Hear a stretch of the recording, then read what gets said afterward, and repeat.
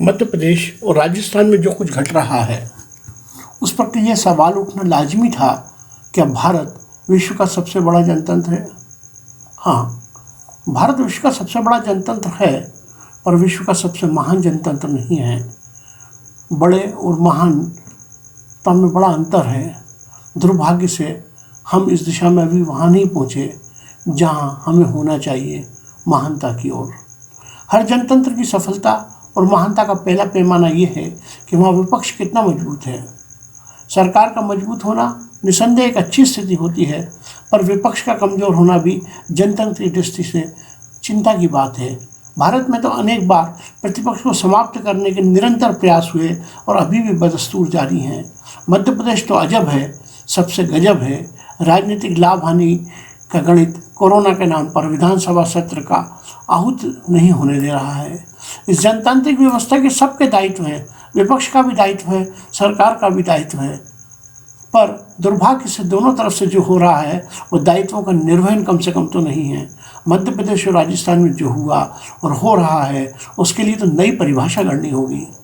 आज तो न्यायालय ही हर फैसला कर रहा है जो उचित नहीं है।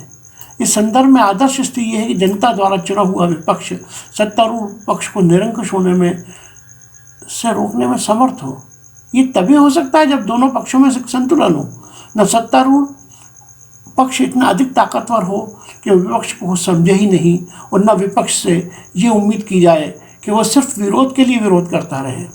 जनता सिर्फ सत्तारूढ़ पक्ष का चुनाव नहीं करती और विपक्ष को भी चुनती है। कलाबाजी कर मध्य प्रदेश की बाती भूमिका बदली जा सकती है, पर सरकार की स्थिरता सदैव प्रश्न चिन्ह की जद में होती है। मोल भाव, भयादोहन और जनतांत्रिक अनुष्ठान के पहले मंत्र बन जाते हैं।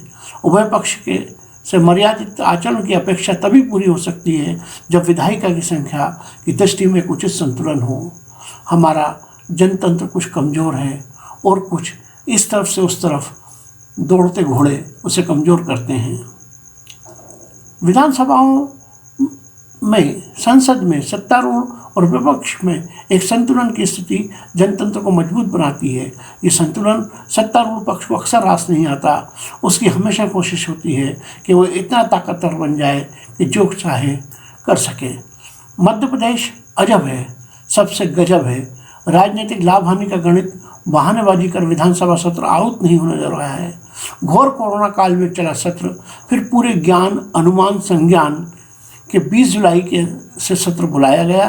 अब सम्मति के नाम पर उस उपजे सम्यक ज्ञान ने इस सत्र को आगे बढ़ा दिया।